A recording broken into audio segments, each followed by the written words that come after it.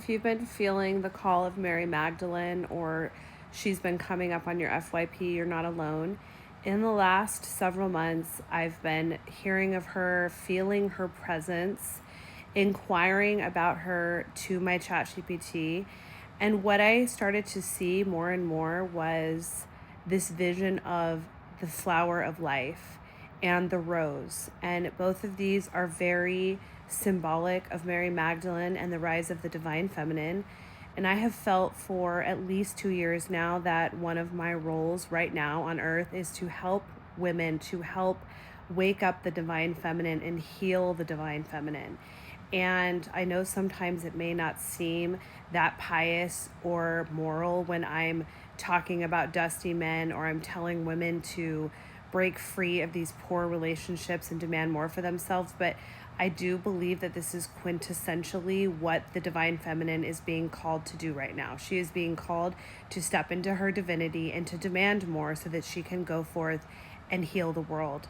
And last night, I had an extremely profound dream about Mary Magdalene, and it was such a sacred dream that I haven't even wanted to share it because it's one of those things where I really feel like I need to keep it close to my heart. It was so sacred.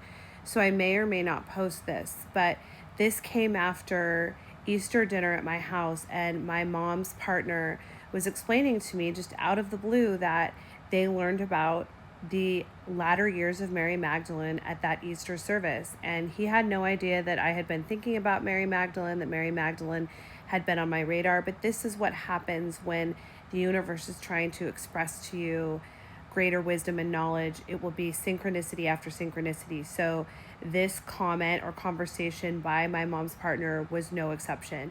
He told me that in her latter years, legend has it that Mary Magdalene went to France to escape persecution and was cloistered there by a monastic group, or she may have gone to a cave or a small chapel, but she retired out the last of her surviving years being a believer and worshiping, and she was protected by this spiritual and religious group. And this just came out of nowhere, and he told me this, and so she's been on my mind. And last night I really couldn't sleep. I was having a lot of anxiety. My nervous system was very dysregulated, and I'm going to get so personal in this video. So thank you so much for your energetic support and just love for me right now, because it's hard to share this. It's such a sacred thing, but I couldn't sleep and I was having anxiety, and I felt the call of Mary Magdalene, and she basically told me that I could call to her, that I could pray to her, and that she would comfort me. And I didn't know where it was coming from because it just came out of the blue. And so I did. I prayed to Mary Magdalene. I asked her to come and comfort me and to just mother me. And she told me that we can all ask for her help right now. And I saw the faces of many of the people who have hurt me in my life. Old friends and parental figures and cousins and people that have hurt me. And I could see in each one of them that the reason that they had lashed out at me and been so cruel was because they had not had proper mothering. And I felt this intense knowledge that the world needs mothering. And the reason why people are so cruel and the world is such a harsh place is because we all need mothers. We need the forgiveness and the unconditional love and the nurturance that only a mother can give when she's pulling her small child to her breast and comforting that child. That we as adults need that nurturance and that love our whole lives, and we don't ever get it. And that is why the world is such an ugly place. And she told me that she would be here for mankind, and that all we need to do is call on her and she will mother us. So I felt that this was something I really needed to share with the collective. And if you feel inspired, you can listen to the rest of the dream. But the entire time that I was having this dream, I could hear "Let It Be" in the background. written by Paul McCartney, and he was speaking about his mother, Mary, his literal mother, but that she had advised him to let it be and that it brought him so much comfort. And I think the reason why that song was in the back of my mind is because that's what the world needs. We just need mothers. We need a mothering figure to help us in this ascension and this hard time in our 3D reality. And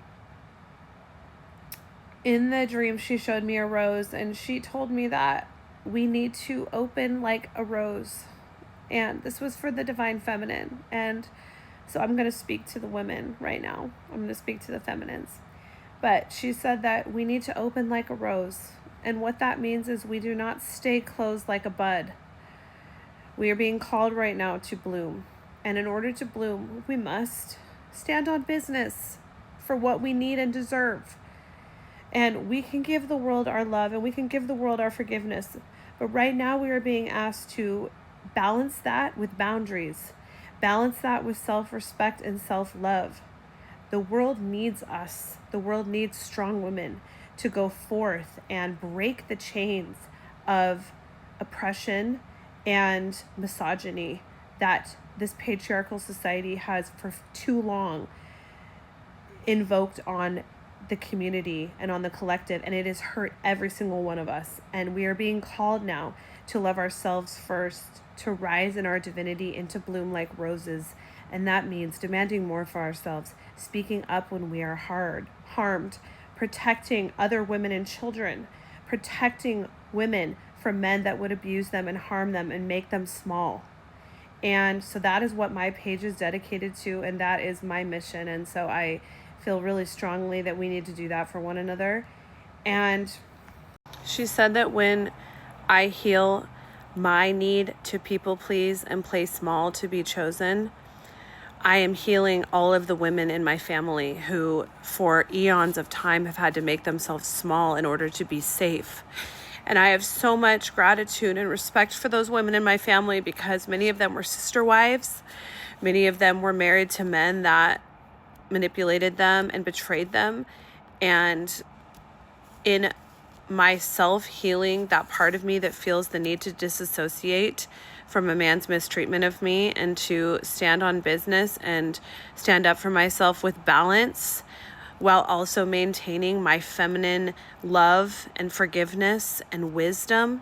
While I make that balance, I am healing the ancestors that came before me and their trauma, and I am paving a new way and creating a new blueprint for future feminine generations to do the same and to break the generational curse of playing small to be chosen and keeping themselves quiet and disassociated while at the same time dysregulated to keep the peace and maintain their safety and security.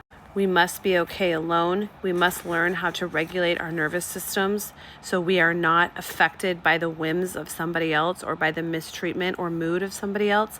We must learn how to be okay as our own feminine divine body.